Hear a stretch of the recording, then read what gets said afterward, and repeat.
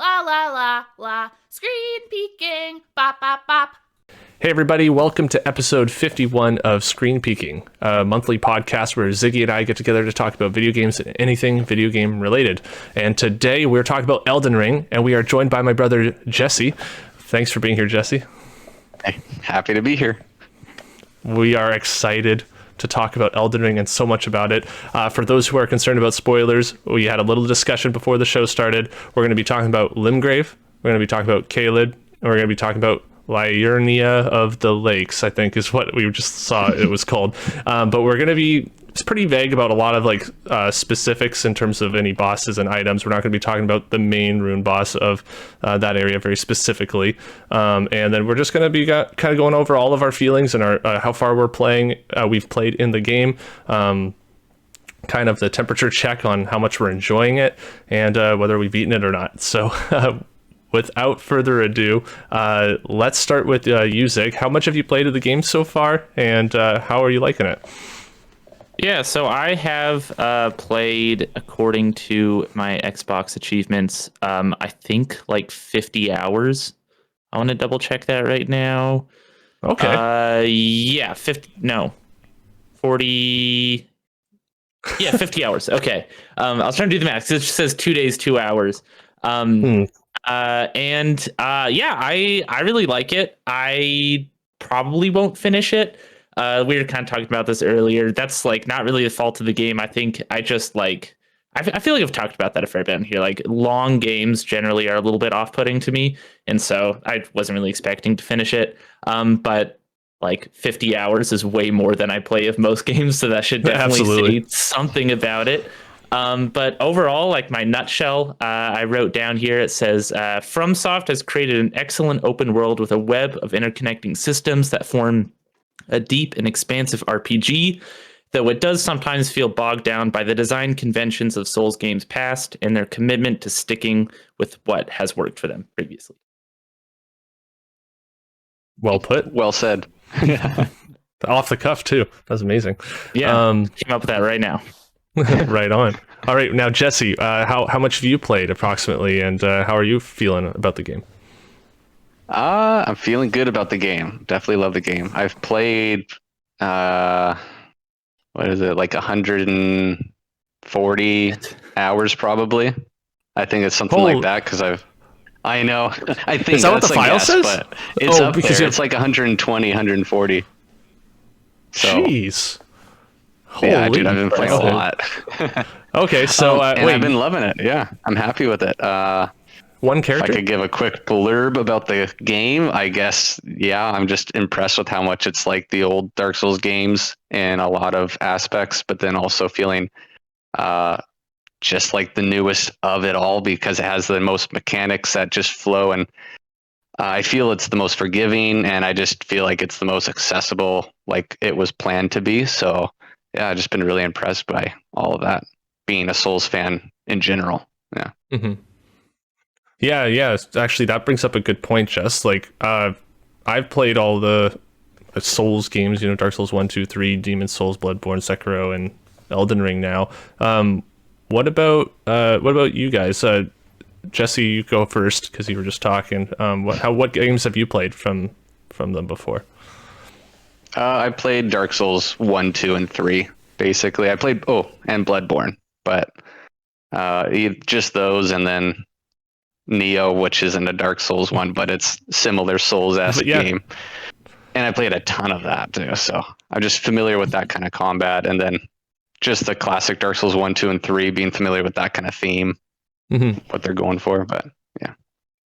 And what about you, Zig? And then, so I've had kind of a journey with Souls led mostly by you, Nick, like on this show where I played Sekiro like a bit after it came out, kind of like liked it. I liked the combat, but kind of bounced off it just because it was very difficult, obviously.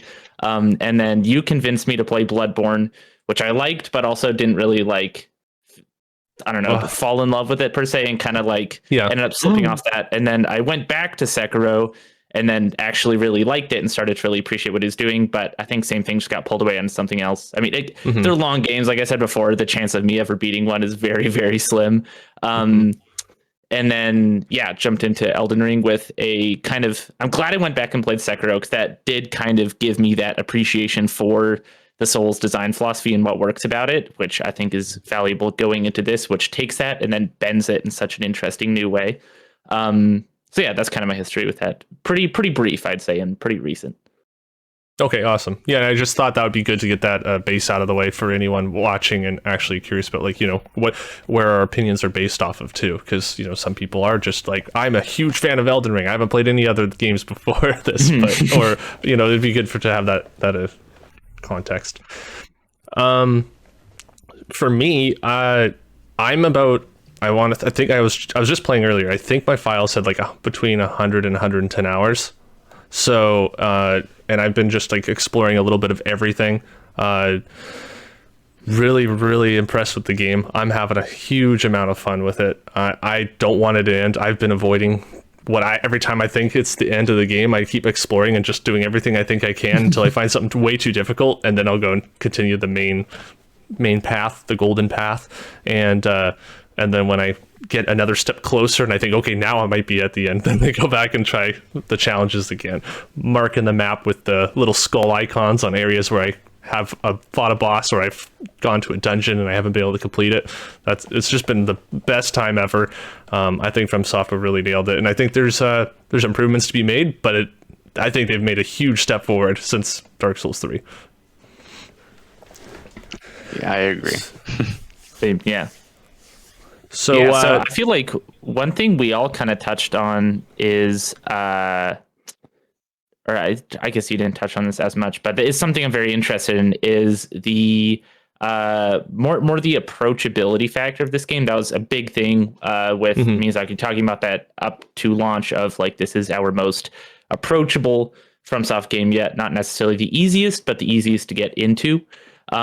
Would you say you guys agree with that? Kind of like, with how much of it you've played at this point? Like, do you think this is the easy, like, if you had a friend and you really wanted them to get into Souls, would you hand them this, or would you hand them another FromSoft game first?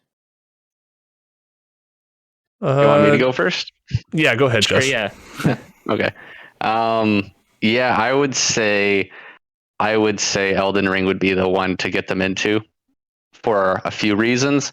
I wanted to say Dark Souls 1 just because that was it for me, and I found felt good to be starting to get into a game where it's at its like the first of it. And even though Elden Ring is not Dark Souls, it feels like a Dark Souls 4 in a lot of ways, other than the story being different. And I feel like Dark Souls 1 is very linear, but also has some really fun like trails that go off the main path that you could explore. It kind of like really keeps it small and condensed and introduces you into a lot of things that hopefully you love about Dark Souls games. And if you do, you'll love Elden Ring. But if you don't, you just probably shouldn't play those games. Like, there's just a lot of those Dark Souls-esque features in the original that could help you ease into it. But I would say Elden Ring is the one I'd introduce them to, is because the items and the flexibility on what you want to be very early on in the game is so welcomed that a lot of people, I feel like, would get turned off of playing Dark Souls kind of games because they're like, oh, I want to use this club and just stick with this the whole time through. And eventually you kind of get more punished for doing that unless you know what you're doing exactly in Dark Souls games. And I find in Elden Ring, there is a little more flexibility to that. Like, yeah, if you want to just stick with that club, it really can get you through a lot of the first like 50 hours of the game. And all you need to do is maybe upgrade it 3 times with the smithing stone, which they'll explain pretty straightforward off the beginning. So like, I find it's like a lot of clear information, a lot of flexibility on what you want to do, and really eases that punishment that maybe people feel in Dark Souls games if you don't understand how the leveling works. And then you're just like, well, I can't progress. I'm just screwed and I have to start over again. So I feel like it has the least amount of that happening, which is great. Yeah, I agree. I think. Oh, sorry, you go, Nick. No, it's fine. All right. Yeah, no, I agree. I think definitely the format of it is a lot better for new players. Like you said, like this feels more difficult, I think, than like what I've played in past FromSoft games. But it feels less punishing, which I think helps a lot, because to me, what I often found discouraging, like in that first Sekiro playthrough I did where I fell off fairly quickly, the reason I was discouraged was just because of the punishment, where I die and it would just slam me so hard and send me back so far. And that just like felt so shitty. But in here, having towards the beginning of the game where those boss runs just kind of don't exist anymore, with the statue of whatever, I forget what they're Marika. called, but yeah, the way that you can just teleport right back to the boss in that first area, that helps a lot to like get you familiar with the tempo of this game and the way it's meant to be played. The one way I would say this is a little bit non-approachable when compared to others is I think it's harder to learn the systems in Elden Ring than in past FromSoft games, mostly just because there's so much of it. And FromSoft definitely has they have quite a hands-off approach in terms of tutorialization, where it's largely you teaching yourself things as opposed to FromSoft teaching them to you, which I think works totally fine in the more linear games. But as it opens up, I think that becomes harder, where there's just more systems here and they all interconnect. And if you you can totally miss one, because it's, like the item crafting is sold by a merchant in an area that you could totally miss and not be able to craft items at all for like hours and hours and hours into this game, until eventually you realize you're like, oh shit, there's a whole vital game mechanic that I was missing here. Which I think if you've played past FromSoft games, it's not as bad because you kind of know what to expect in that regard. But I would imagine going in fresh, that could be kind of tough if you didn't have the help of like a friend or even just like a YouTube channel to kind of guide along through that. Yeah, I agree with you there. Like I personally, if I was making the game, just would have put that merchant right at the beginning where that white mask guy is at basically that first little bonfire that you come out of the open up into Limgrave, and you walk forward and there's that dude standing there and he just basically insults you. It would have been nice if they had just the merchant right there, right, where you could just see his inventory, remember, okay, that area right at the beginning, there's a guy selling some stuff, even if you didn't notice that it was a crafting, like, but the fact that you have to go past that tree sentinel, which is obviously a guy meant to be too hard to fight at the beginning of the game, right? He's supposed to just knock your teeth in and make you go, oh, okay, I need to come back later. But he's right in between you and that spot where you can get the crafting bag. And I think that is a bit odd, because that could definitely deter people. Someone's like, okay, I'm not going that way, I'm going to go over to the side. And then they completely miss it. And yeah, while it's not the most important item to get in the game, it's definitely crucial if you want to use bow and arrow. To be able to just make your own arrows is super helpful. And then it's definitely has a lot of consumables that are nice to have, right? It's just not, and it kind of you lose a whole part of your menu if you don't get it, which is kind of odd. It also sells you the torch, which there is already just in that area tons of spots that, let's be serious, like you're supposed to use the torch because you really can't see. Like, it's dark. I mean, you could go through without seeing, but like for new players, like that torch is a really good thing to get. Like, yeah, I agree with that. Absolutely. The like cave of learning in the, I think is what it's called, in like the very, very beginning of the game, I kind of have a little bit of beef with, because it is so easy to miss, which I think is maybe the wrong approach with that. Like, I think if it was easy to get around, if you just don't care, like, I definitely think that should be a thing. But for me playing the game, I knew there was some mechanics in the game just because I had heard people talk about them, but I'm like, I don't really know how to do these. And like, it's weird. It never told me the input for this certain thing. And then later I realized that there was a whole tutorial section I missed. It's like, well, shit, that would have been nice to have seen the first time around. But I agree. And I think I missed a lot it. of those, I missed it when I was playing. Sorry. It's so hard when there's the delay. Yeah, seriously. I think a lot of those issues fade like after 5 or 10 hours, when you kind of have figured out most of the main mechanics. Like, it's definitely an early game issue, but yeah. I was just going to say that I totally missed that cave as well when I played the network test back in November. So like that's the only reason I went to it when I played the final game, was I was like, oh, that's an actual thing. I completely forgot, because it was the last, when I was trying to explore everywhere in the network test, that was the last area I found was the tutorial boss.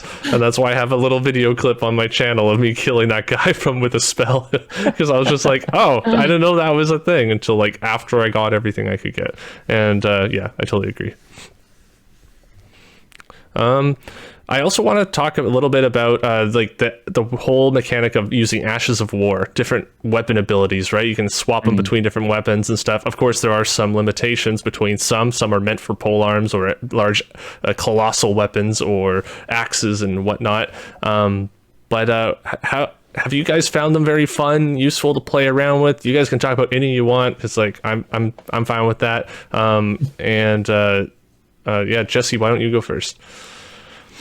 I absolutely love them. I think it's a great addition to that styles of game, especially if it's like, for someone like me, I think of Dark Souls as like a role playing kind of game. It's one of the beauties of the Dark Souls ones, more than like maybe Sekiro, is like you create your character, you have this hopefully an idea of what you want to become, and then you kind of find this gear and you level up in that idea, and then hopefully make that character by the end of it and beat the game with that. It's kind of part of the fun of it.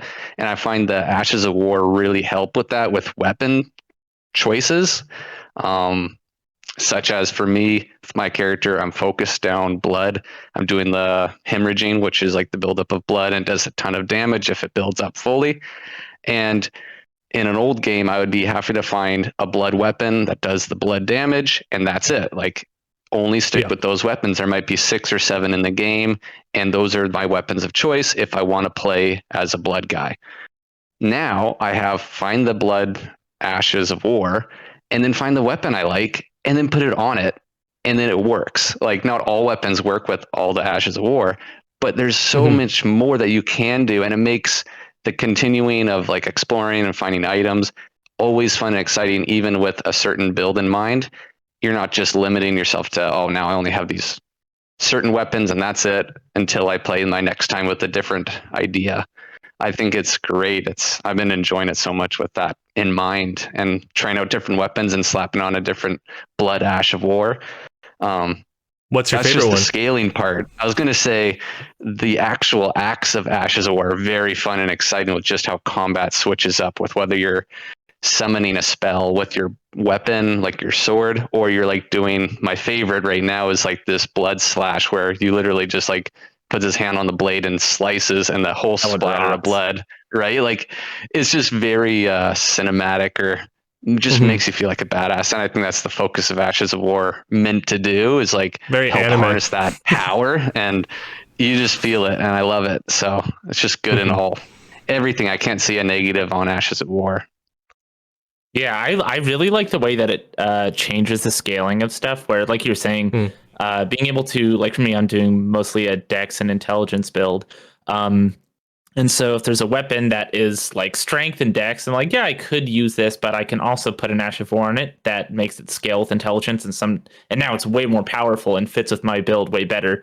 Like, that's so awesome. It adds so much more flexibility to your build and for using everything around you. Because there is definitely a bit of that frustration kind of inherent to games like this, where you'll find a weapon and you're like, oh, this is dope, I can't really use this.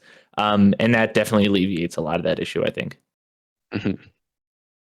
So we've talked about like what it's like to use the weapon, or the different Ashes of War, and what it's how cool it is to be able to choose your scaling. One thing I wanted to bring to the table was how cool it is when you see an enemy use a move that you're like, oh, I hope I can get that from this enemy or some point in the game. And then when you do finally, or you pick up the item, you're like, oh, is it this? I think I know what this does. And you try it out and it is the thing.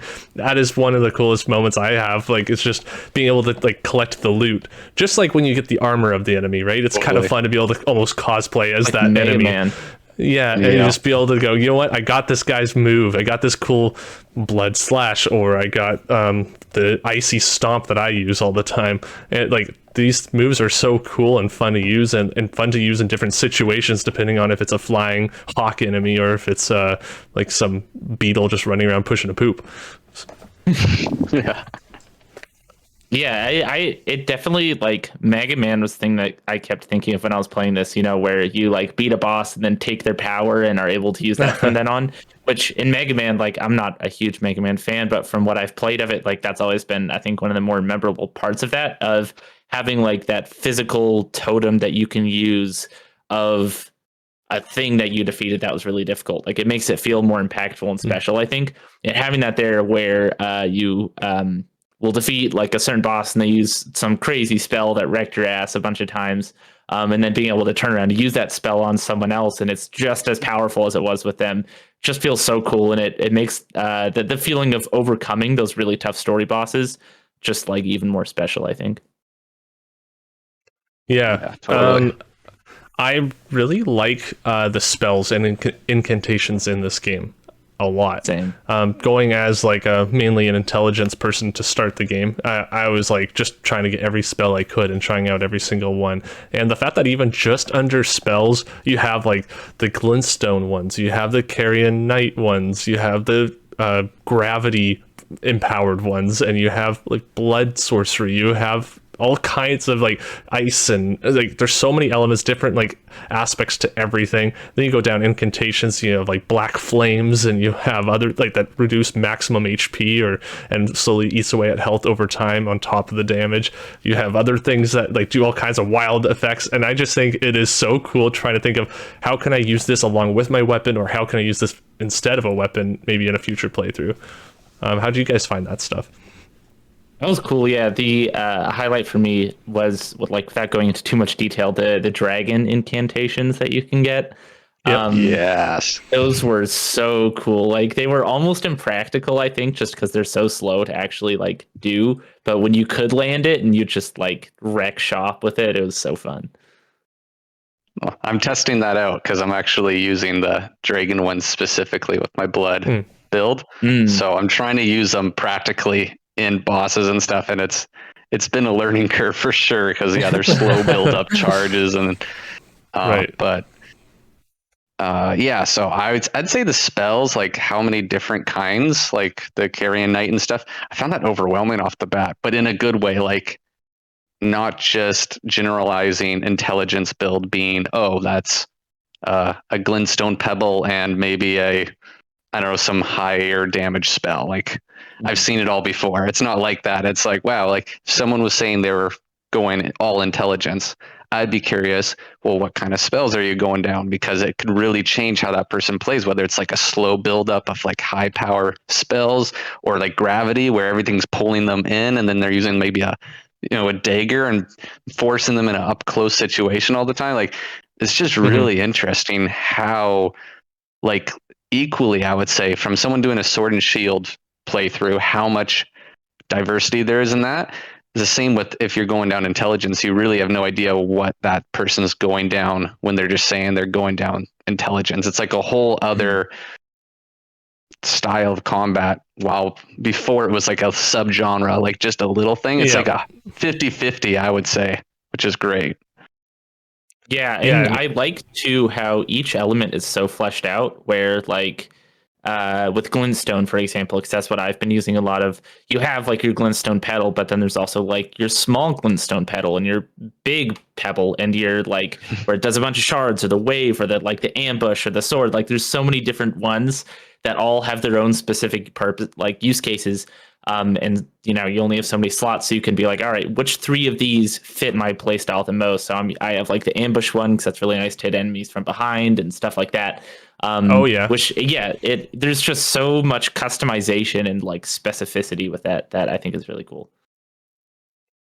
Yeah, like I found playing around with the different ones to even see, because you can't see the damage number, right? So seeing how much even stagger, which is such an important thing in this game, like using a little, I was using, I think it was called slingshot, and it's like a gravity, like lifts up a couple rocks and hurls them forward. And early on, that was one of my only spells, so I was using it a lot. And I realized whenever you got invaded by an NPC, like those human characters, they always dodged when you'd activate the move, even though activating it just makes the rocks rise up. So they'd be doing a roll, dodging that, not the actual projectile. And so then the rocks would actually fly forward and hit them every time.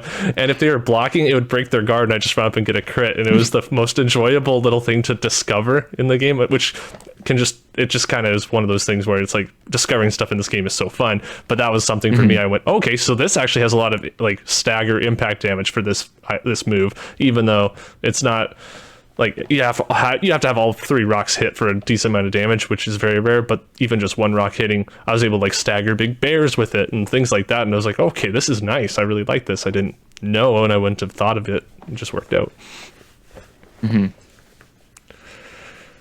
What do you guys think of the caves and catacombs? Kind of like a way to fill the world with different little mini dungeons, right? The kind of, you think of Breath of the Wild, they had all the little shrines with just puzzles, basically. I personally a huge fan of these over the shrines. But what do you guys think? Jesse, why don't you go first? I like a lot about those caves and catacombs.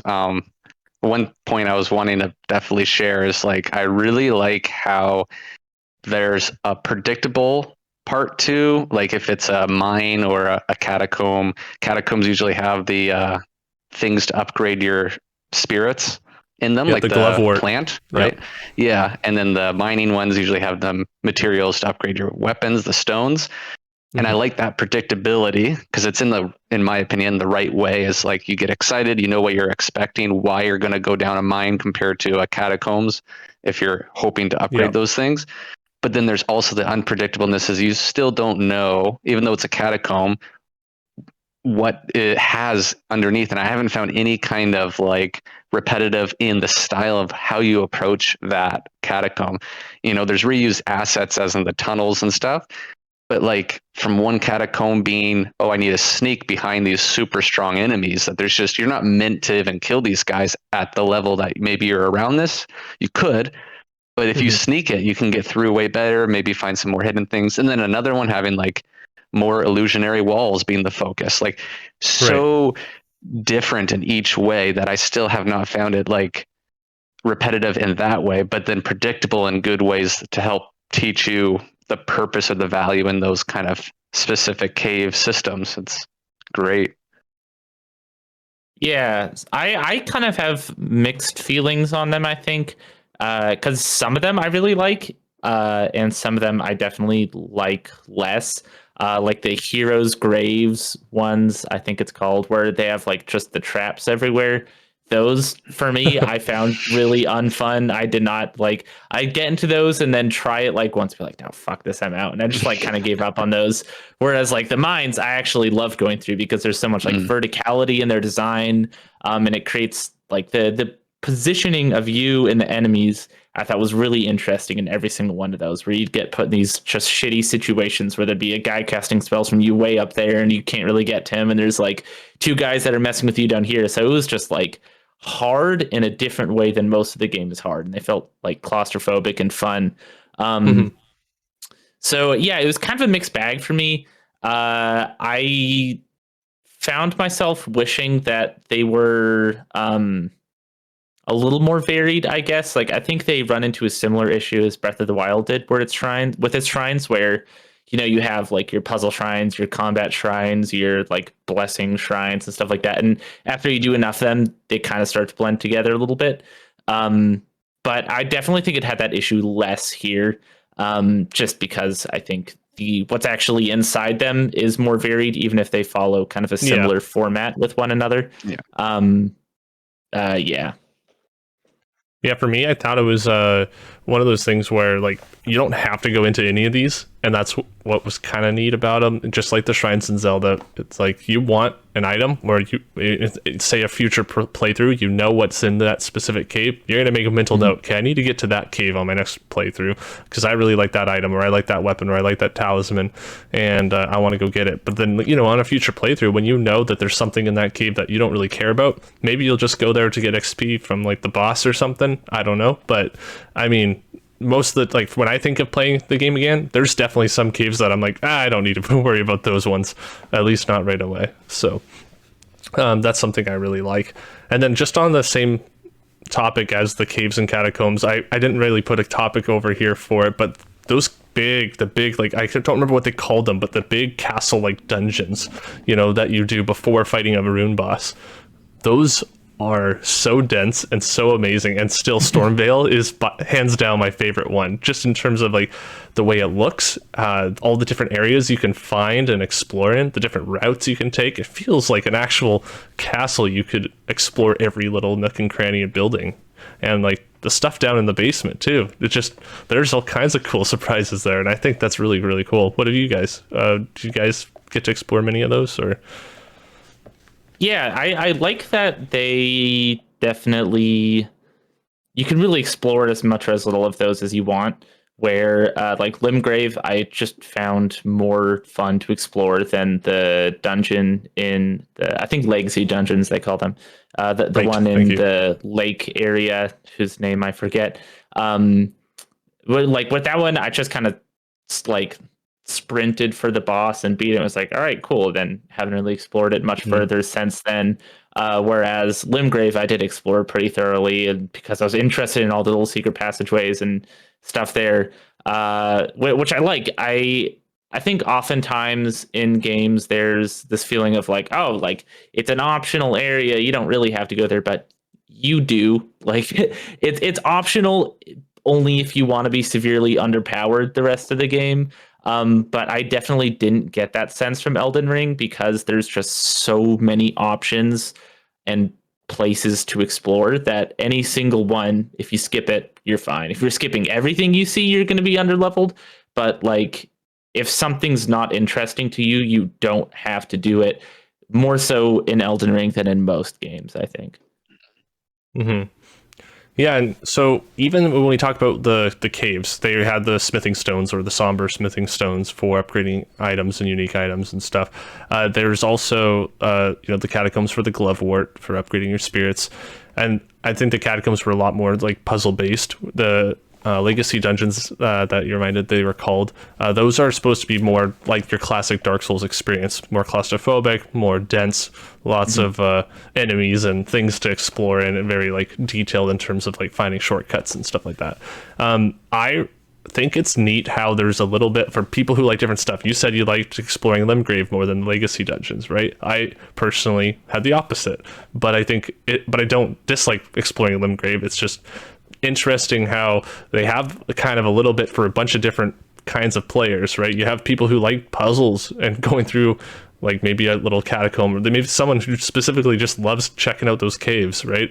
I think that that's really cool because you have people who want to do those specific things and do all of them because they have a blast doing them, or people who just want to explore the world and just stay on the surface. There's enemies that drop smithing stones. There's enemies that drop glovewort. Like, you don't have to do those caves to get those items. It's just a way to guarantee you're going to get those items, and I think that's really neat.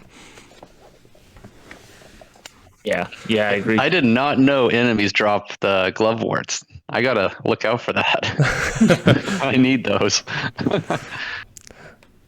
Talking about the Liurnia of the Lake Castle Legacy Dungeon before facing what for me was the second Rune Bearer. I'm going to say a little thing that I've discovered there because I thought that was really, really cool to me. And just talking about how you were rushing through, I explored the heck out of that castle as much as I could and went down to the point. Do you remember where there's like that? I think it's a water wheel, right? And you can go down, down, down. You I get know to the what bottom. you're gonna say. Oh, do you? Nice, yeah. Oh, so yeah. I don't remember when, because we're talking again, of course, like 100 hours ago of playing, and like 2 weeks ago, but I went down and there's like one of these, I think they're called an Iron Virgin.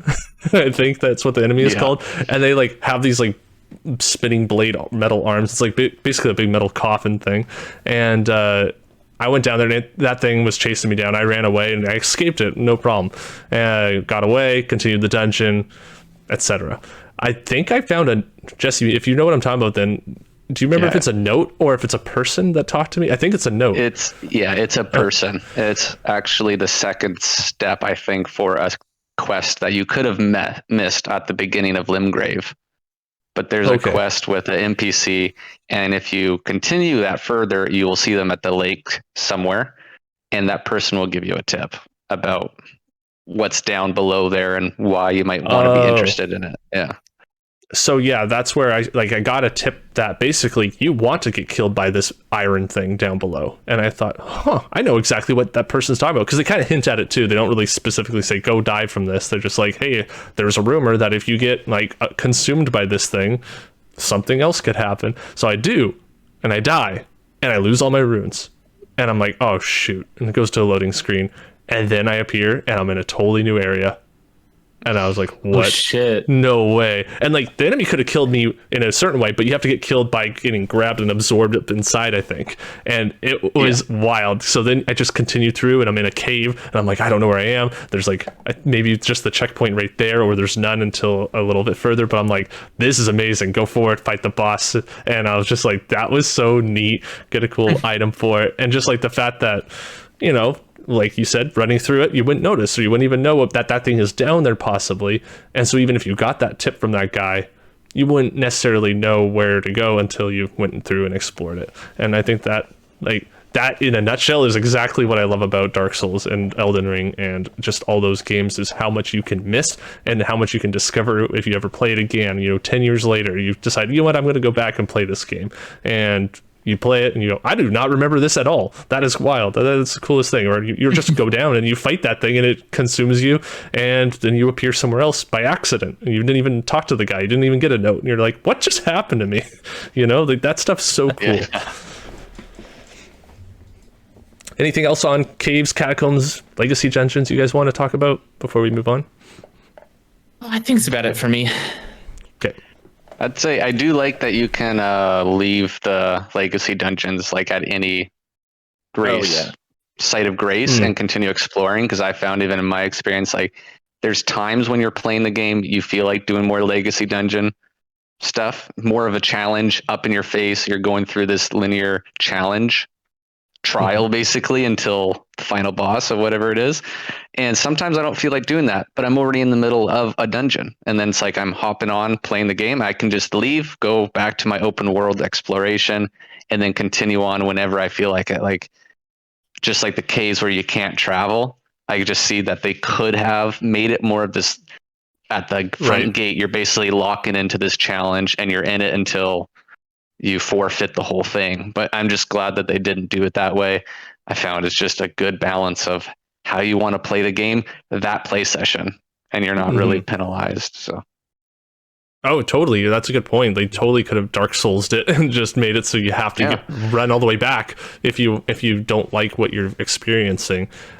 Just to actually even answer Ziggy's original question way back at the beginning of the show, he was asking, what game you would suggest to someone new, or if this is the one you would suggest to somebody who's new to these games. And I agree with you, Jesse. I totally would suggest this game. And when you were talking earlier, I was thinking about the fact that, because you were saying Dark Souls 1 almost, and I was thinking, I understand why you'd say that, but when I think of Dark Souls 1, I think of a lot of running back. You get really far in an area and you accidentally forget, and you sit down at a bonfire and you go, oh damn, now when I die I'm going back to that spot, and now you're saying you have to run all the way back to Firelink Shrine in order to go and do something. And it is a lot of backtracking, a lot of going back and forth, and it's so far in the game before you can even teleport. So I think just because the teleport option right off the bat and be able to kind of run around, go anywhere, I definitely give this my opinion as this is the one you got to start with for sure.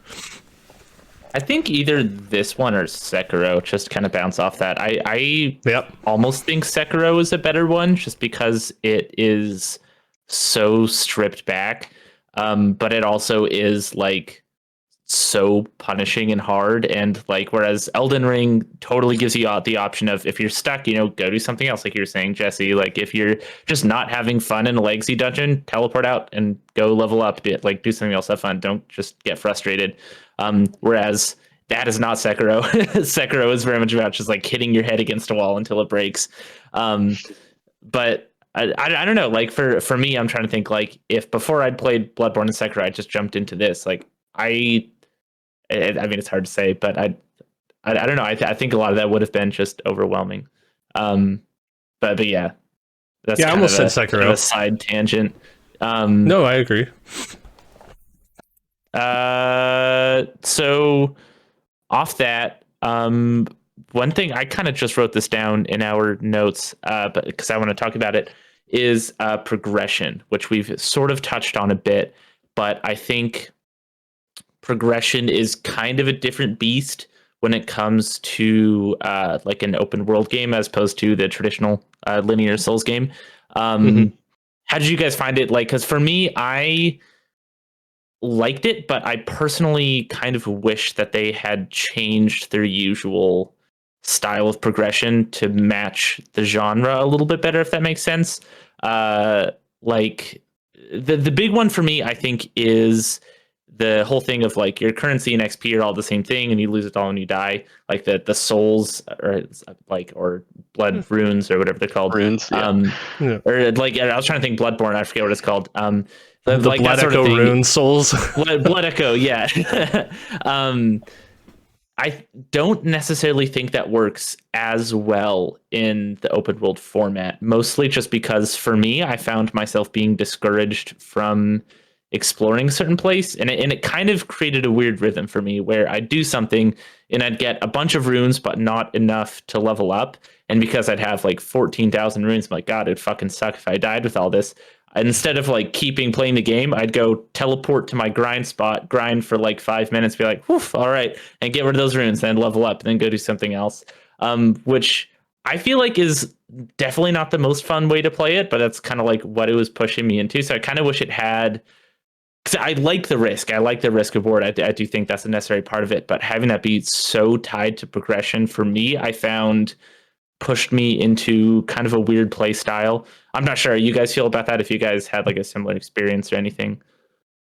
Okay, well, I definitely want to talk on this because I understand where you're coming from there, and I obviously don't have an issue with the way it is right now, but I also don't think there'd be any. I'd be very interested to see if they made another open world and they did the experience money leveling up skill points thing the same way Sekiro did, where you're just getting new moves and you're getting new abilities. It still ideally has a way where you can have different weapons, but maybe it's a little bit more generic in what abilities you get. But let's say Mikiri counter from Sekiro, where you could step on their stab move, right? And like if you could do that, just at, like now you can do that with B or circle.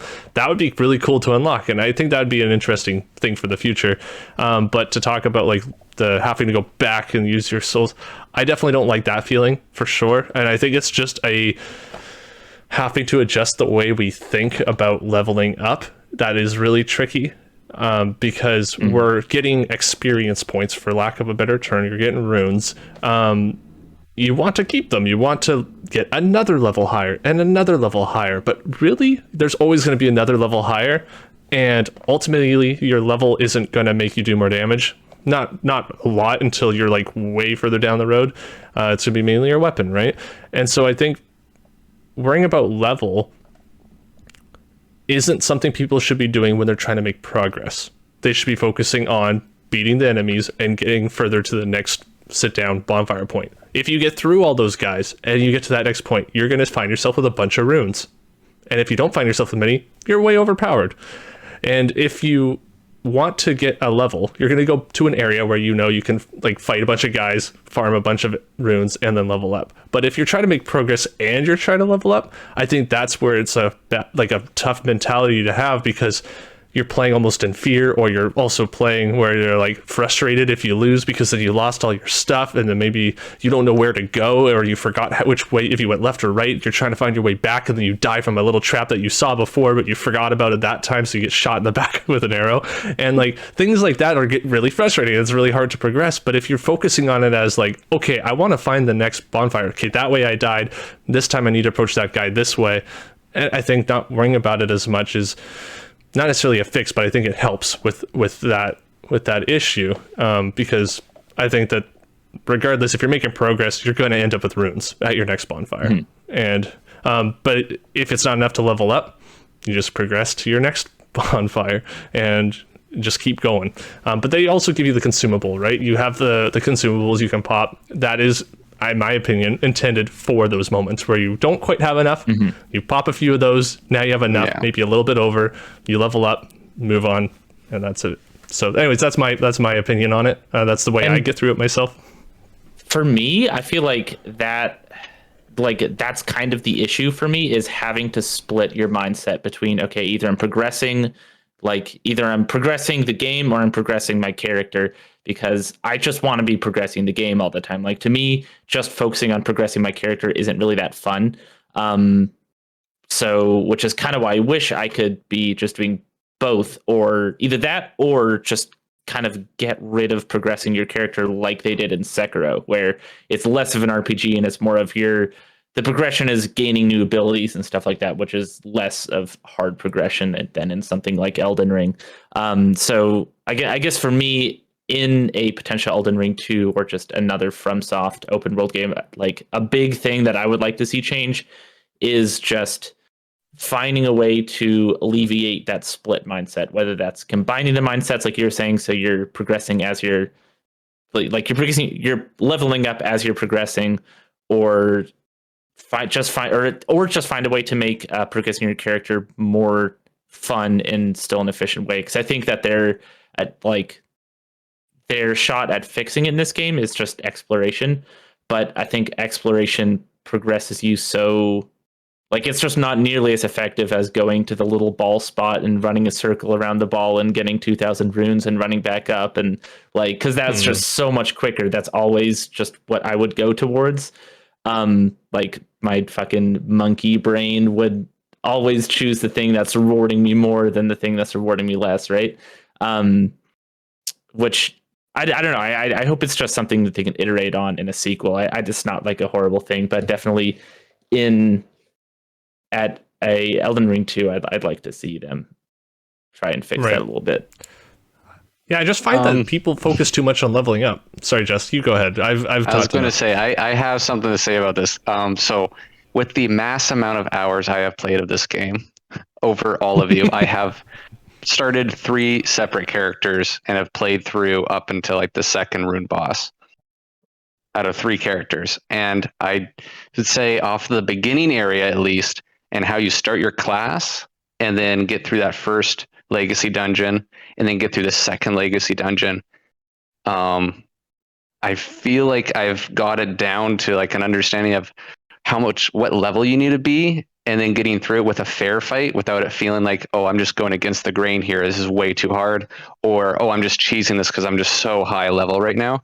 I feel like it doesn't need to be split with the level or progression, even if that means you only see progression as going through the legacy dungeon, not the caves and stuff. Because I find, if you're not an exploration person and you want to go through that dungeon, let's say the first one in Limgrave, the Godric's castle, Stormvale, your character class off the beginning is so loaded for what you need to get through that thing, and all you need to do is kill those enemies that are in your way along that path to that castle.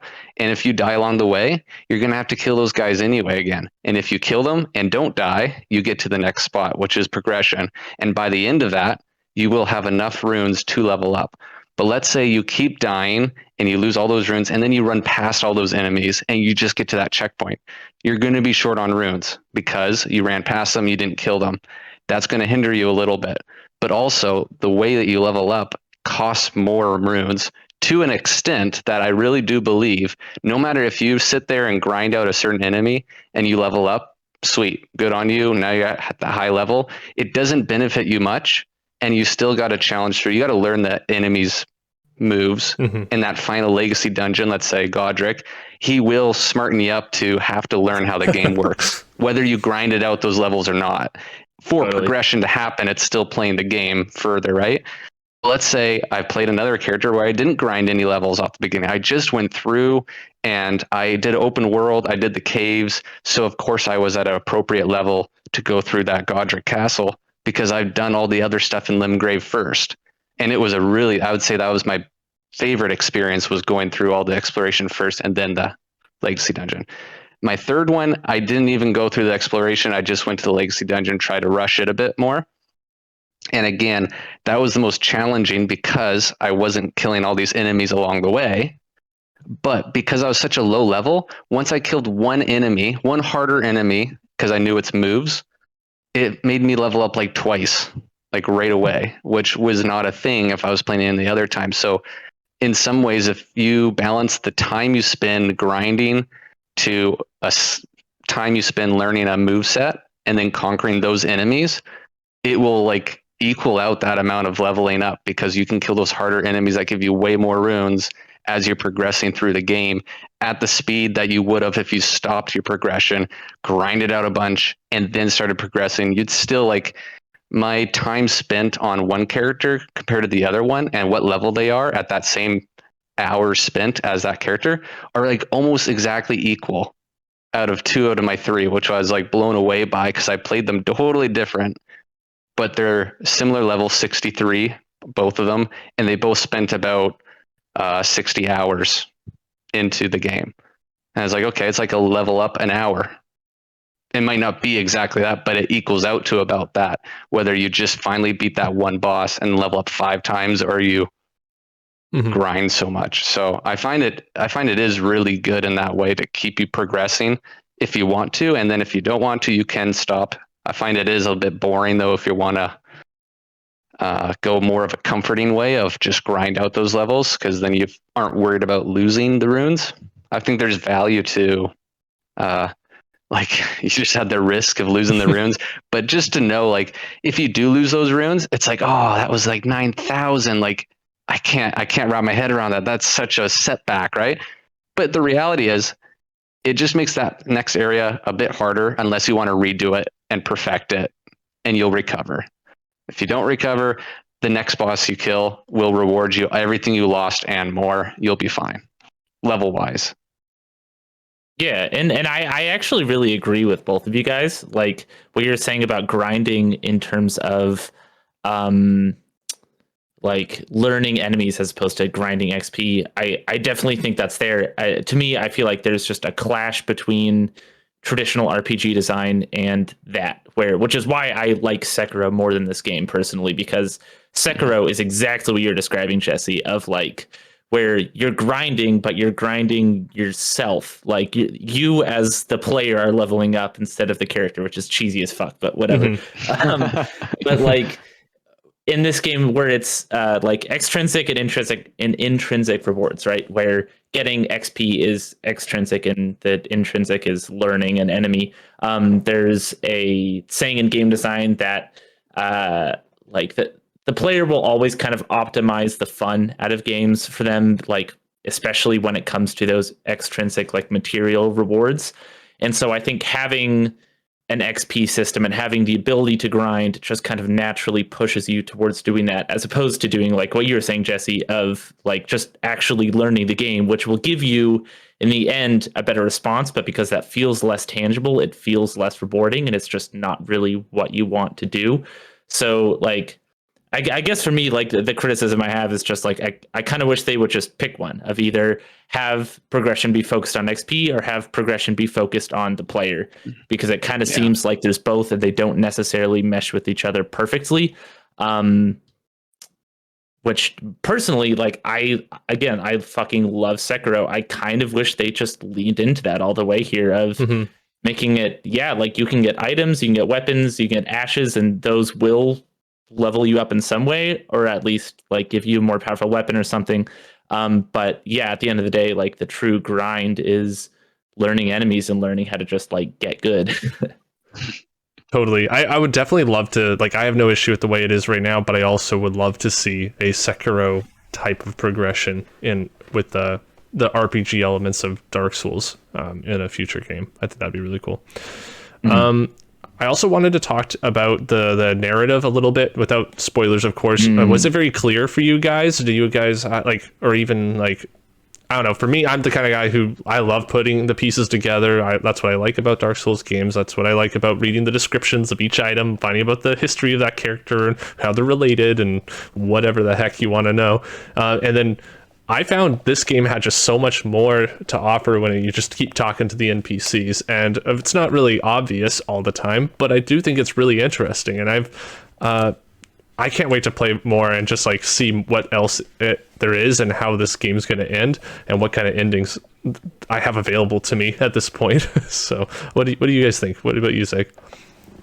I really liked the way it was told. I think they found a pretty dang good balance of that traditional Miyazaki storytelling of like, reading item descriptions and putting these really, really vague pieces together, which I think is a little bit too obscured in something like Bloodborne, where I feel like unless I watch a YouTube video about the story of that game, I will never understand it just by playing through it. Like you need a full-time job to really understand it. Whereas Elden Ring, I think, finds a better balance where it still has that feeling of it's not telling you everything. You need to figure out a lot of it for yourself, but there is still characters that just tell you shit and tell you how something works. Like it's a lot more literal, like when they're talking about, the 2 fingers, the 3 fingers, the bloody fingers, whatever. And like that all feels kind of like it doesn't really make sense to me until like stuff happens, like without spoiling anything, and you like find some things that pushes you towards it. You're like, oh, that makes sense. That's why they're the 2 fingers. And bits of lore like that are just presented in a much more explicit way to you, which I really appreciated. Jesse? I don't know how I feel about it, honestly. I find there's times where I feel so left in the dark. I'm really confused on like what choices I'm actually making and how that's going to even impact my game until it happens. And then I'm like, I think I misunderstood that then. Like, I don't get what just happened there. There's stuff that happens like that. And being a Dark Souls fan, I'm not bothered by that at all. I love it. I'll play again. I'll play another character. I'll try something different. I'll enjoy it. But I would say, like, I don't know. I feel like Dark Souls games have never been like that. So how could I expect the story to be more clear? But I'm interested in the story, and I kind of wish, I don't know, maybe some of when it comes down to your choice and when you make a choice, I wish it was maybe a little more clear of what you're doing, whether it's worded in a different way or if it's expressed and described more to you. I don't know what way it would help, but I find when it comes down to choices I'm making, those parts I feel very like, I didn't feel like I made that choice. I feel like I didn't know what happened and I chose something and now I'm going with that. And that's okay, but makes me feel hard to feel really involved in the story. Like I am making that choice. Like I know what I'm doing and I'm going to do that. I don't really know. I'm just doing stuff. It's like, cool. That did something. That's fair. I definitely made a choice a couple days ago where I thought, I don't know if I'm even able to say no to this, but what if like I didn't, and the story took a big turn, and I was like, oh wow, okay, guess there's no going back from that decision. And I hope that that's what I'm supposed to be doing, because every major decision I'd go back to thinking of Sekiro, where you can do a bad ending and it actually cuts a whole chunk of that game short. Basically, you don't get to go to a whole area of the game, and that's like really worrisome for me playing Elden Ring. I'm like, well, what if they do that? What if I choose the wrong ending? What if it's the bad ending and I lose a whole portion of the game? I mean, I'll play it again and I'll get to experience it, but I'd like to experience it all the first time I played through the game. So I don't know. That's like my big fear. Yeah. I think some of it also for me is like my one critique that's not really a critique at all is just like what I look for in stories, which is usually I like more character-driven stories. This is very obviously not that at all. There's characters in it, but they're not the focus, and they're not terribly like charismatic. So like for me, I found it hard to like for me, I found it hard to get like really invested in what was happening. Like I thought it was interesting. I like discoveries that were fascinating, but like I think part of why I've kind of started to burn out on the game is just because there wasn't much story motivation to keep going for me, at least. But like I said, that's just like a very personal thing, what I look for in games that didn't really align with that. But yeah. Fair. Yeah, I think they could do better on the motivation part. I agree with that. Like, I feel like parts of the story, like I'm interested, but that doesn't equal up to motivation to continue it. It's like, oh, that is interesting. I wonder what would happen next. I don't get a no, and I don't know what to do next.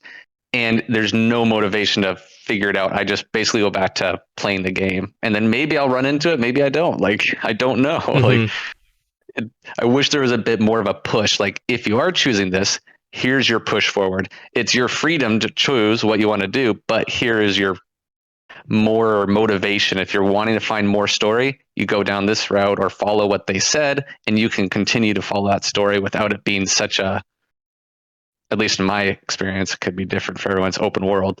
But I feel like there's just big segments of like, I don't know what's going on. Nothing's really happened. And then I maybe run into someone. I'm like, oh, this is continuing the story. Great.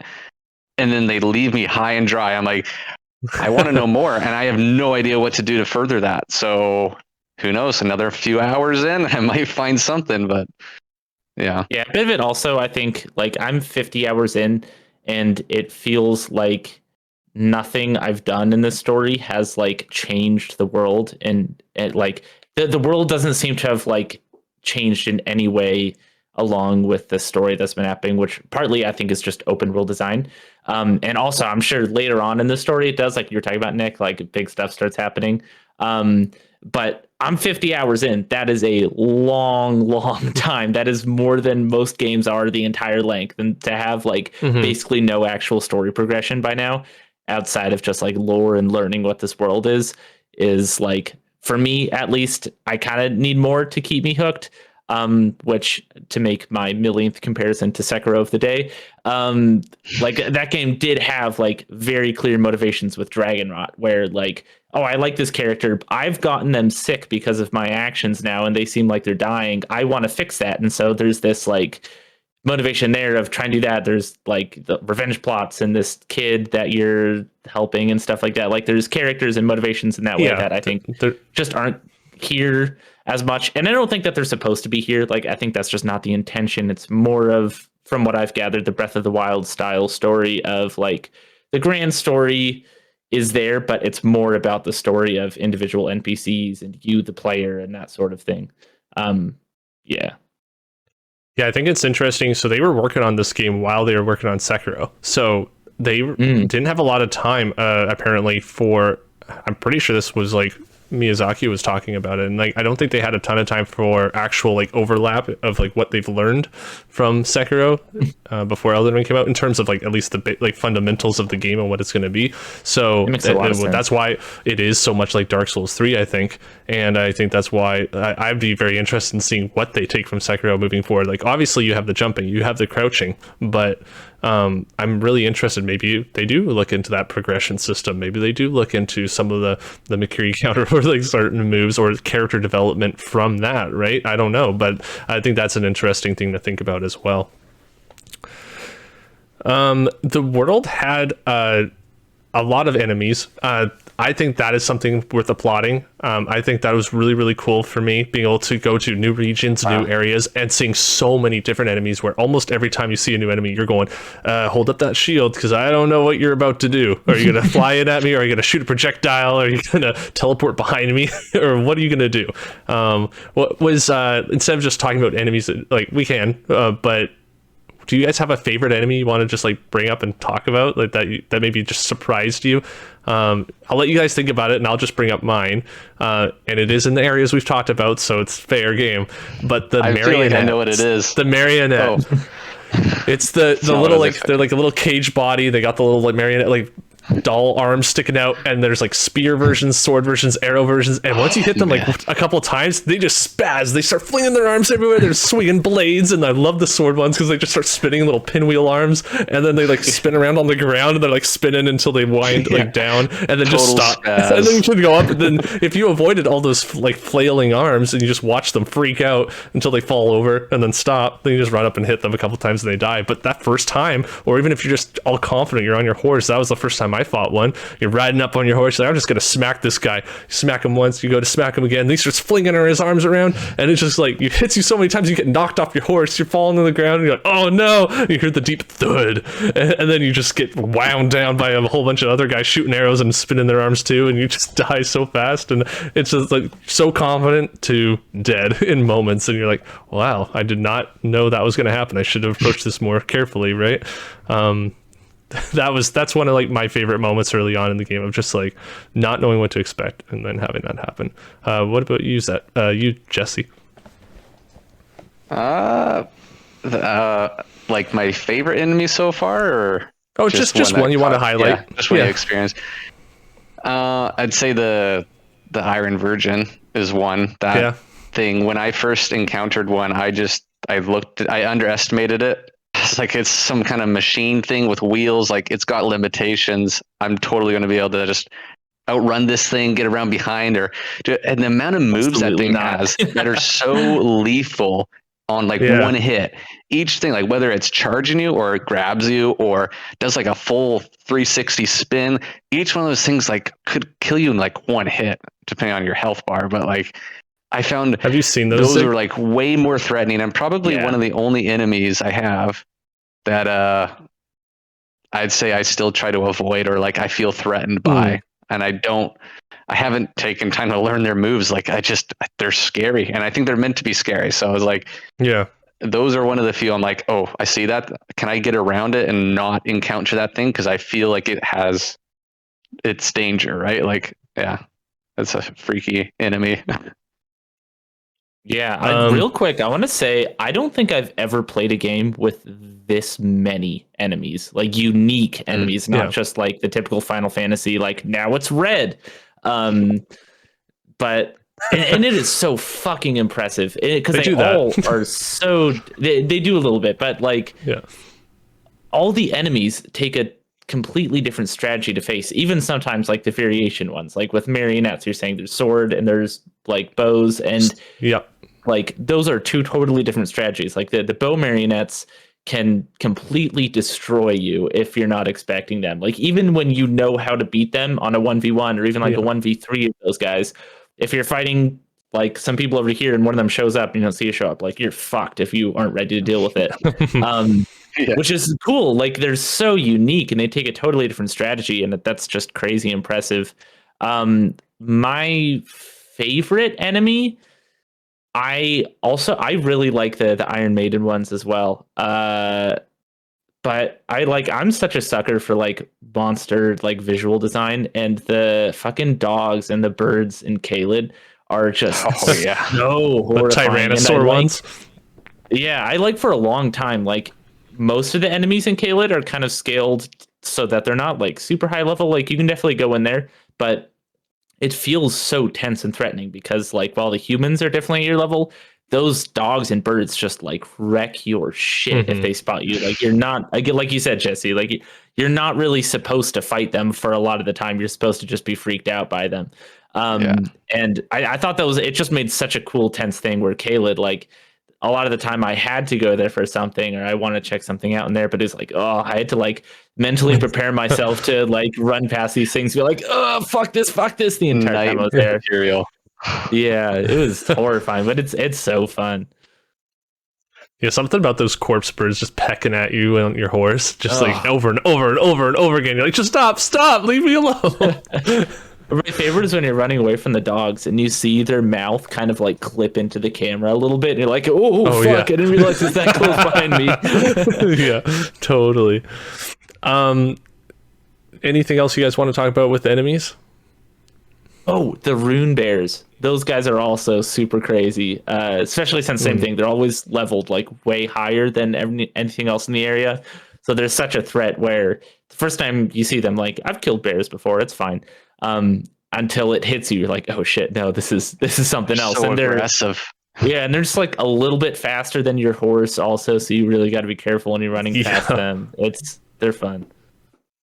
Yeah, I would say one thing I wanted to add, and I don't know if it's just me, tell me if it's just me, but as I was playing the game and encountering new enemies, I feel like they did such a good job at like harnessing phobias in these enemies, such as like even those like in the lake, there's the waterish creatures. They're called Aribius things or something, whatever it is. They're just like the big frog eye, like black eyes. Yeah. And they have their little dance around spin things. But like I find they just focus on like if you're afraid of frogs, I think those guys is like creepy pale round faces, the big black eyes would freak the crap out of you.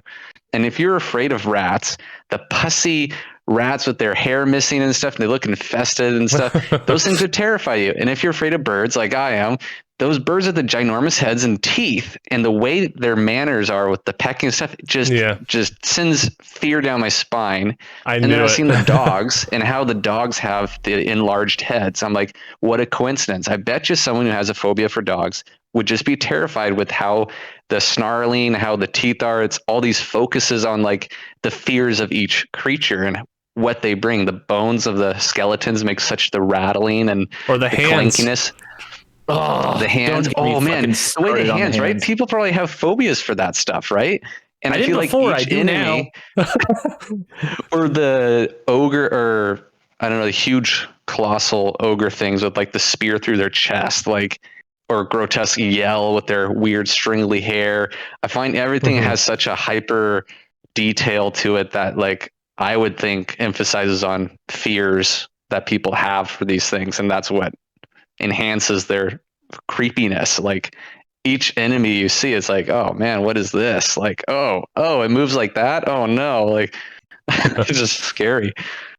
Yeah, they nail down on those like really hyper specific parts of like that thing that you're afraid of. Yeah, like you're saying, like fish are like, I'm not afraid of fish, but like something about the way fish are just like kind of creeps me out. And like you're saying, those like watery frog guys, like something about how smooth they are, the way they move is like, it's just gross, man. Blank face.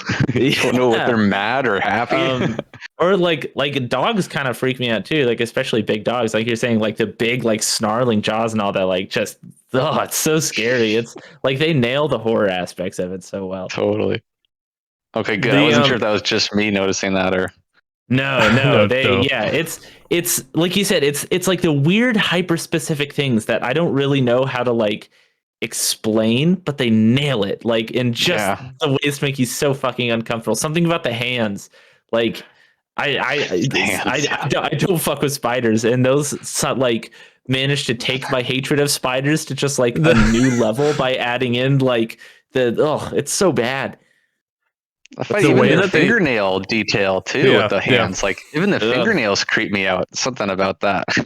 Or they're just sitting over in the corner. Polish. I don't know. And their fingers are like stroking their other finger. And they're just chilling there. And you're like, why are you doing that? Stop. You shouldn't do that in public.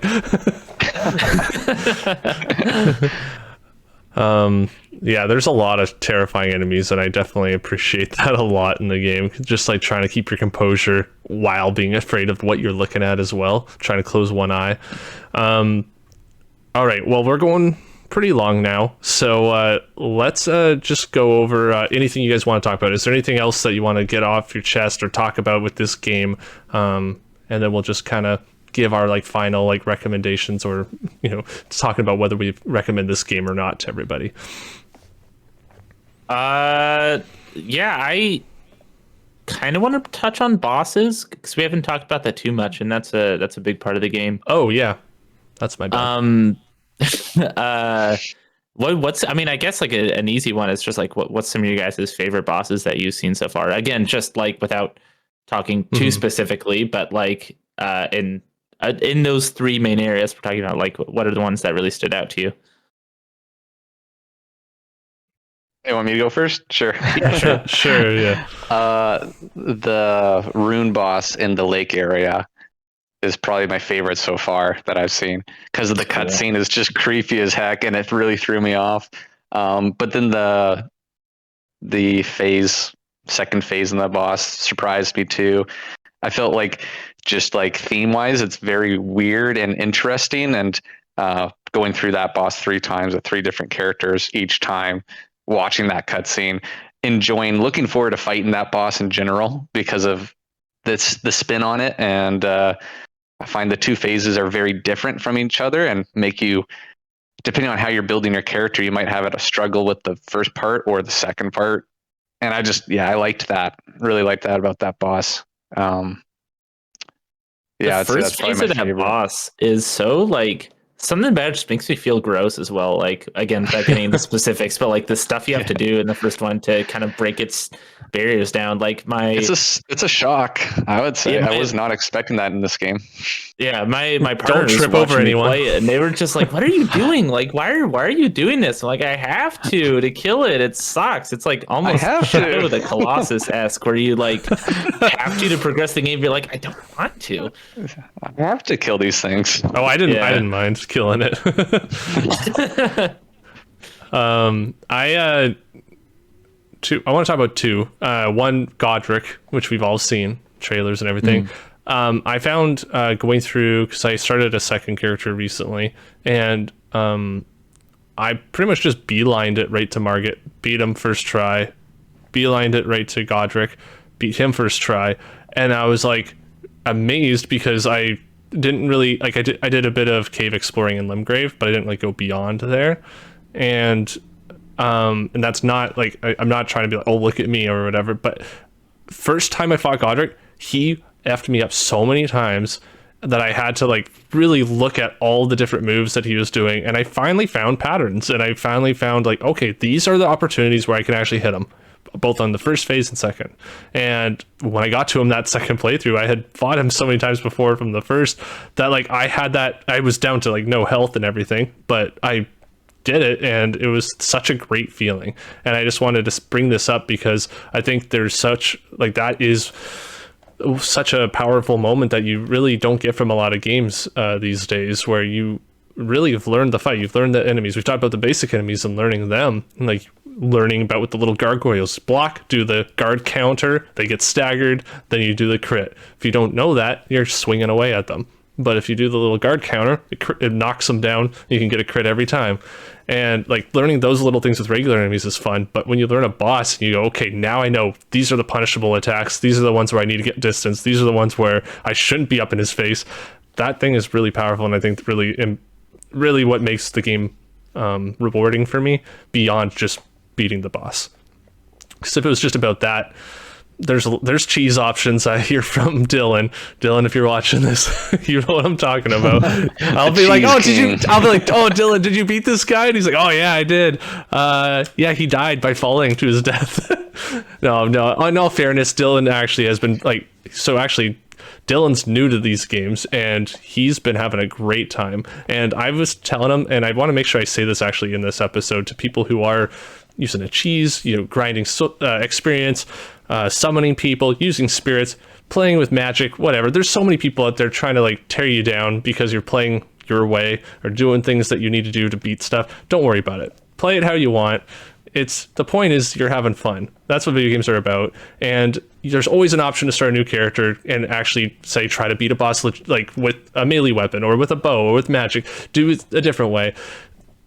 As long as you're beating it and you're continuing and you're having fun just exploring, that's the main point of the game. And don't let anyone tear you down, because there's a lot of people out there who will try to like just belittle you because you didn't only use a melee weapon and no spells and no other things. And you're like, oh, come on, dude. Like, it's not a challenge run. There's like all these options that they put in the game for you to use.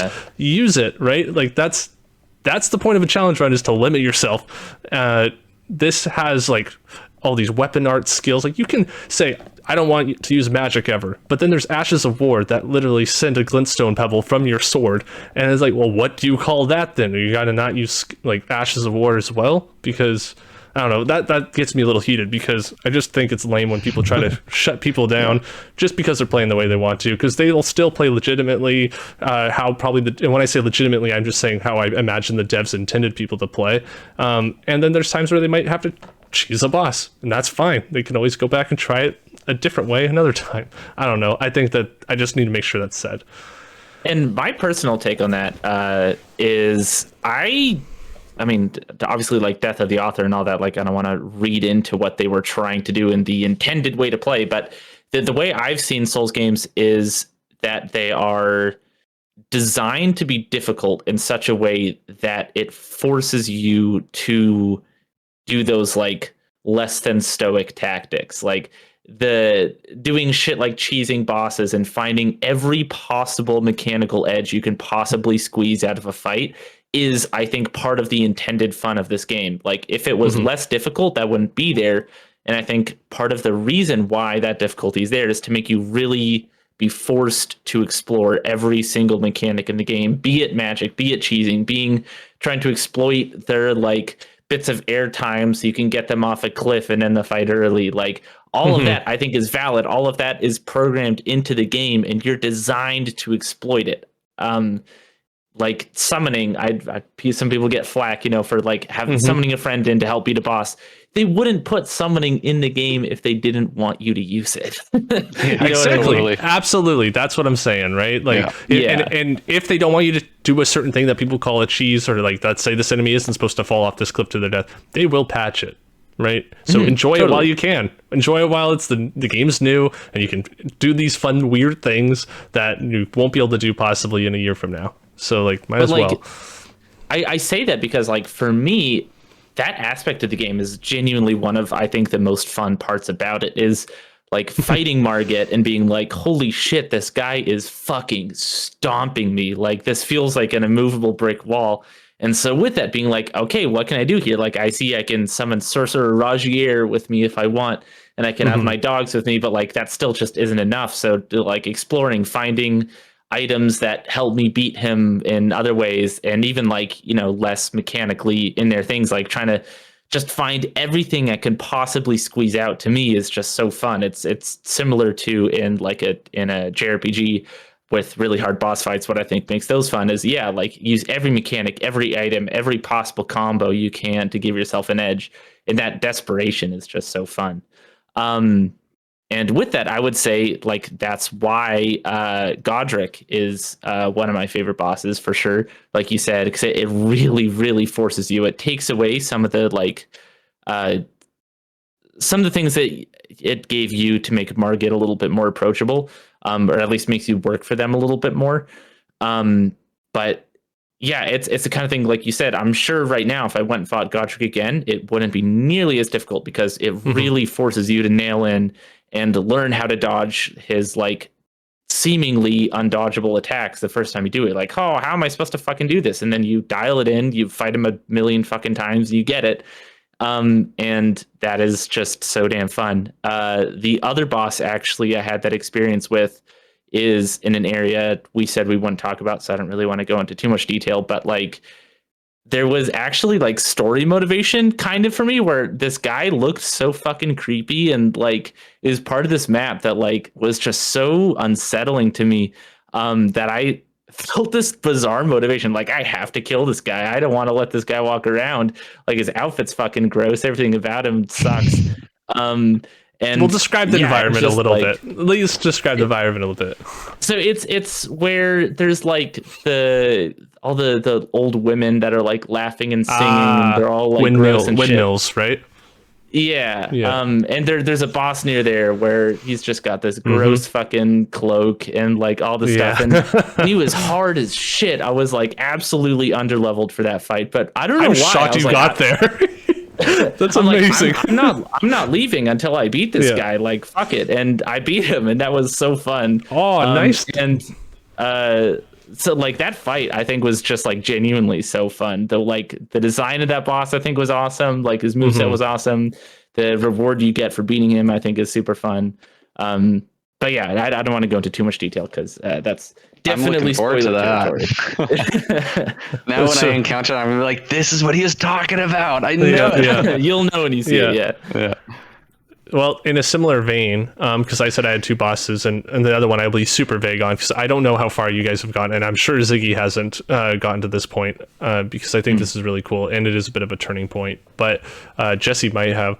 When you get to the Erd tree, the big main Erd tree in the center, just heading up in that direction, right? Eventually you're going to get to the city, like right outside of it and the city walls, and trying to get inside and get into that tree. That was the like beyond just me being like, oh, this is a new game, this is cool, and exploring. When I got into that city and that was when I was like, okay, now it's time for some fun Dark Souls stuff. This is getting really difficult, and this is getting like, but also in like this is a really cool, very dense, very fun to explore. That city is fantastic. Got a lot of verticality, a lot of really interesting areas to explore. But the boss there, and there's a few of course, but like the main one right outside the tree is the one that I am like, it surprised me. First of all, I was not expecting this boss, and then and it just, the fight basically made me go, oh, this is how far I've come in the game. This is really cool. This is a neat way for me to kind of figure out, like, it just felt like you've made progress in your journey. It made me feel like, okay, everything I've done up until this point, I can see how good I am now. This is amazing. And I just thought that was really, really, really cool. And I think that, and then the story just changes after that point. So I felt like that was a real nice refresher, kind of really like revitalized me, ready to continue this journey forward. Yeah. I know we were talking. I can't remember what we started the topic on, but I know it was to do with like Bosses. how when you're learning about the bosses and how you encounter them and stuff. But I know one part that really stood out for me was even just the difference between like fleshy people and rock people. That's a big one, because like when I fought one of the mini little caves that had a rock crystal mini boss, I tried fighting it with my katana because I was going down my blood path and I had my bloody katana thing and I was fighting everything. I was doing great. But when it encountered a rock skinned person, it's just bouncing off them. You can't get a combo in. And for someone who has dexterity up there, I rely on multiple hits to get my damage output in. And so I was like smacking this thing and it's like I can't even get a combo and you just bounce off after the first hit. You just do that one damage and that's it.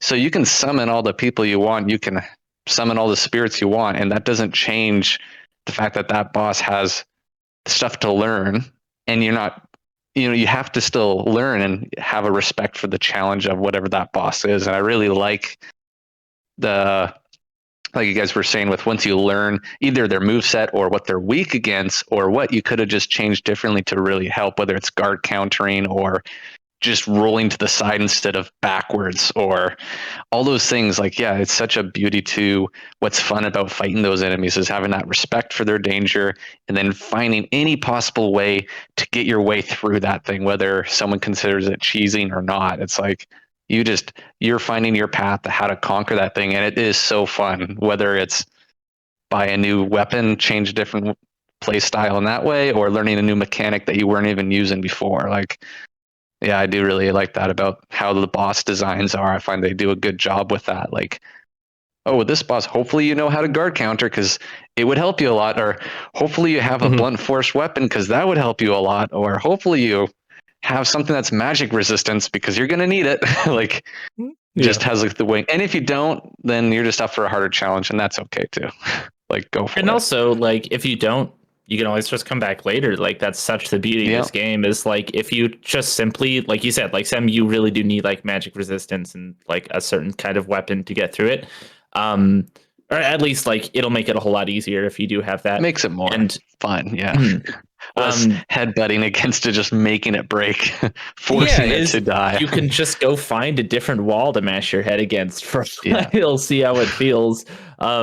But yeah, like that variety is why I put 50 hours into this as opposed to other Souls games, is because like, whereas in, or just other video games, I don't usually put that much in because when I start getting bored of one thing, there's just million things for me to do outside of that. Like I never really felt much like despair or frustration when playing this because it's like, oof, I try something like 5 times and like, man, I am just not getting through this right now.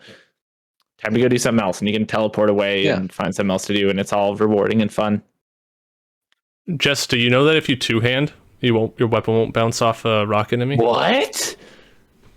That's fun. With the katana, it does. At least the boss that I fought, because when you two-hand? I'm going down dexterity. Yeah, because I'm going down dexterity. I can't even use my katana unless it's two-handed for it to use its proper stats, and so I was only two-handing it. And when I got to the boss, and even the rock mining ones, if you hit it and you bounce off, you get damage, but it's not you can't continue your flow of combat like any other enemy. Okay, so it must be because you don't have the stats for the weapon. Because I know I've used the katana maybe the full potential, two-handed, and it's been fine. Yeah. So that's surprising though. That's good to know. Didn't know that mechanic. So if you two-hand a weapon, you normally don't have the stats for it, but then you do, or you're able to use it if you two-hand, it will still ricochet, even though you're two-handing, because that's the minimum way you can use it. Issues. I've also noticed that with even just the katana as an example, it's a little slower even when you guard counter or break someone's stance before you can attack again. Like when I used it on my first playthrough, I had the full required stats and I used it and I could break someone's stance and then stab them, do the whole critical. But when I'm using it with just the dex met and the strength not met, when I break their stance, he does like a slower animation, and I usually can't get that critical in right after. It's better to just keep swinging and doing more damage because I don't have the time to stop. Like I'm a bit slower. Interesting. So yeah, it's interesting, but it works. So maybe there's a little more to that too. But I found just swapping to a club, any blunt force weapon with the rock enemies, it's like way easier. It's just So what's probably meant weak to to be. You're supposed to smack them. Yeah. You're supposed to smack them. All right. Well, let's wrap this up here. We're at an hour and a half, and I think that's plenty long for a review. I highly recommend this game, everybody. I mean, I am having a blast with this. If you've played any Souls games and you've liked any of those, any of them, then I think that this is worth giving it a shot. Absolutely. If you're a huge fan of these games, you're going to love this one. You're probably already playing it. And if you've never really liked those games, they're just not a thing you vibed with, I actually wouldn't recommend it for you.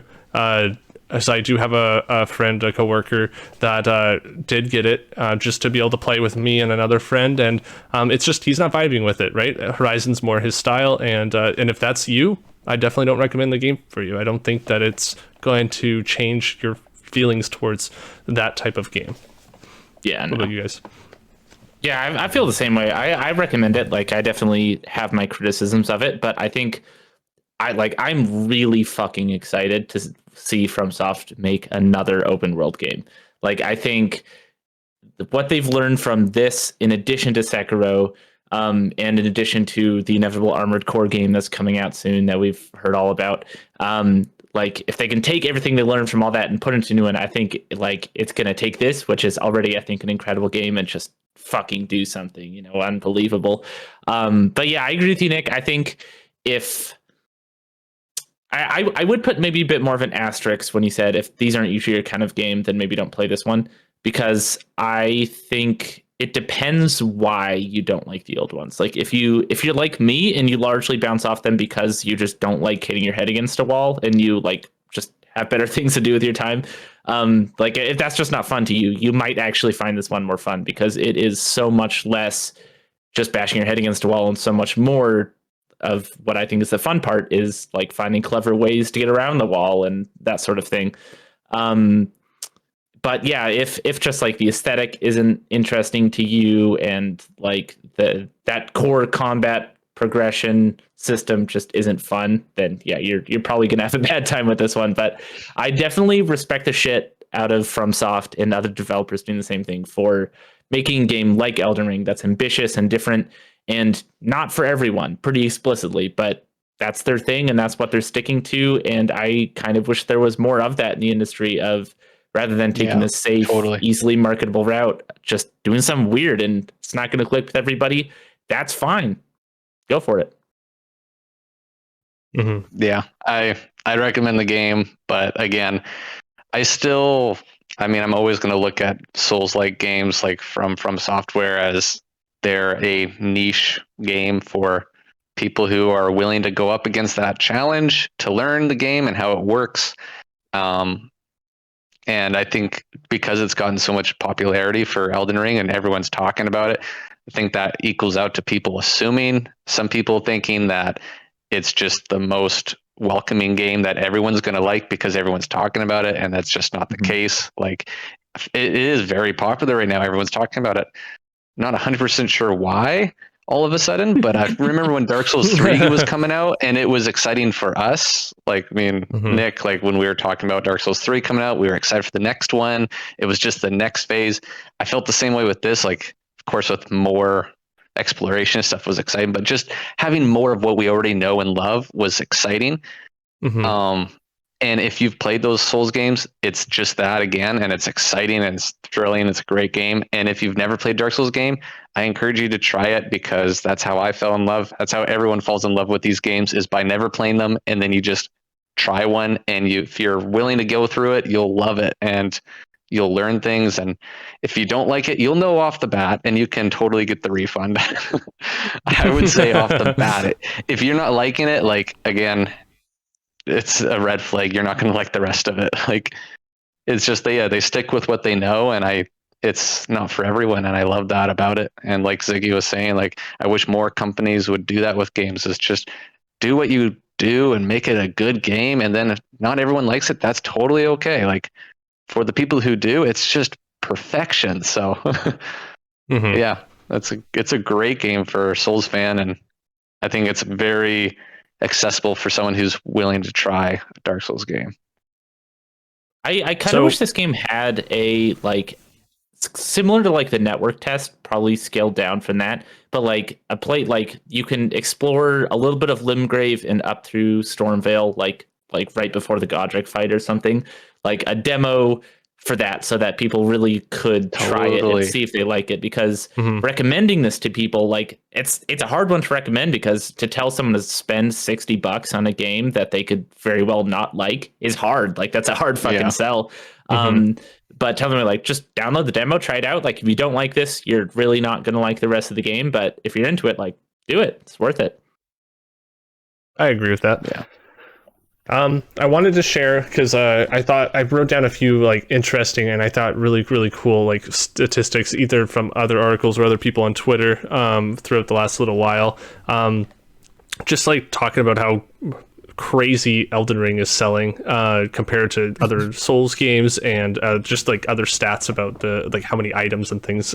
So let me just start with Elden Ring is a bestseller for February with only 2 days of sales. So the beating out, like, we're talking Horizon, and I mean Horizon's only on PlayStation, right? But still, this game beat like everybody in February, and they only had 2 days of sales. And I think that's like amazing. And then after I wrote that note down, just I think today or yesterday, I think it was today, I saw that they've sold 12 million in 2 weeks, and Dark Souls 3 took over 4 years to reach 12 million. And I'm like, when Jesse was talking about like how when we were excited for Dark Souls 3, how there just wasn't as many people talking about it or being as excited for it. There were definitely people, but it was like, we just didn't hear about it in the way that Elden Ring is. You can definitely feel the difference there when you're thinking, okay, holy shit, like, this is selling like crazy. And then on top of that it is the fastest selling game from a Japanese publisher, excluding Nintendo at this point. Shit. That's wild. So yeah, that's pretty cool. Very, very cool. I'm happy to see that, of course, coming from one of my favorite developers, right? And then an interesting stats from @Zuli the Witch on Twitter. I was like seeing this tweet, and it was just wild to me that Elden Ring has two, and this person was just doing data mining stuff. I take the exact number with a grain of salt, I don't know, but I'm just going to take them at their word. Zuli the Witch says 251 melee weapons, 28 spell tools. I'm assuming that means like the casting items, 25 bows and crossbows, 68 shields, 6 torches, about 170 bosses, and around 70 of the bosses are unique, and the rest are variants. I'm like, that is a crazy amount of numbers of things. I'm thinking about 6 torches is really funny to me. I don't know why. When I saw that, I was blown away. I was really like, funny. There's 6? I thought there was 1. I was like, why would they even make 6 torches? So I'm waiting you to find my second torch. You haven't gotten 2? Oh my gosh! So I've only had 1. There's one that lets, if you read the description, it has an extra feature. I won't spoil what it is, but read the descriptions. Then there's another one that's an actual ice torch, which was cool because it worked for it scales with intelligence. So it does it does frost buildup instead of, and it does magic and like physical damage. And I just thought that was or maybe just magic. Is it a white light? It's like a white flame. Oh, cool! Yeah, like white light. The aurora of light is different color. That's cool. Yeah. So I thought that was really neat. But yeah, there's totally a bunch of different torches in there. But yeah, 251 melee weapons. That's wild. That's nuts. And 70 unique bosses. I wish they put down like how many enemies there were, because that would have been just fun since we were talking about that. It's just crazy. Yeah. Honestly, there's definitely more I could say in this game, but we are like so over time. We should probably save it. That's why I was into it.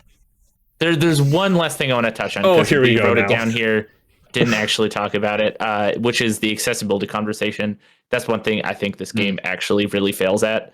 Partly because, like you guys talked about, there's no way to scale text and stuff like that. That's one thing. One thing for me, I don't think I've talked about this on the podcast at all, just because I would rather talk about games than myself, is I've started to develop carpal tunnel syndrome, which has made some games kind of uncomfortable, but usually there's ways to work around it. This game has been actually not good at all for that. Like, I've had to really limit my play sessions with it because things like holding down B to sprint is physically quite uncomfortable for me, especially for a long time. Like, that gets really, really tiring. My wrists start to fucking hurt. And it, like, for a while, I just kind of stopped playing it because if I had any homework or work to do that day, I couldn't do it, like, physically, because my hands would get so tired from playing this game. And I really wish there was a way to just remap that, or just a way to have that be a toggle as opposed to a hold. I'm not necessarily sure exactly what I'd want from that, but other games manage Options. to do it. And yeah, just options. Yeah. Like playing The Last of Us 1 and 2 recently. It's a similar thing of like buttons you have to hold down to sprint and stuff like that, but I never had that issue because I could go into options and change things to toggle and stuff like that to just make the experience more comfortable. And I really, really wish that was here, because part of why I've fallen off the game, to be honest, is because, like, spending time on a game that is physically, like, uncomfortable and tiring to play is just not great for me. Yeah, I can imagine. Yeah, fair but enough. that's something, and that's kind of Japanese devs in general, I found, are pretty bad with that kind of thing, and I really wish that would change. Hopefully that's something that they can learn for their next game. But just something I want to touch on briefly, because it definitely affected my playthrough of it. Yeah, thanks for bringing that up. With that, though, let's wrap up the show. For those who enjoyed the discussion, you can check out this show on podcast services like Spotify and Google Podcasts as well. And if you liked the conversation, please leave a like or subscribe, or give a good rating and all that good stuff. I really appreciate it. And Jesse, thank you for joining. That just made this whole conveation a lot more fun, because I don't like just talking to Ziggy. He just makes me seem like an idiot. I'd rather like have two people do that. Anyways, thanks for all that, and until the next episode, everyone, stay safe and have a good one. Bye.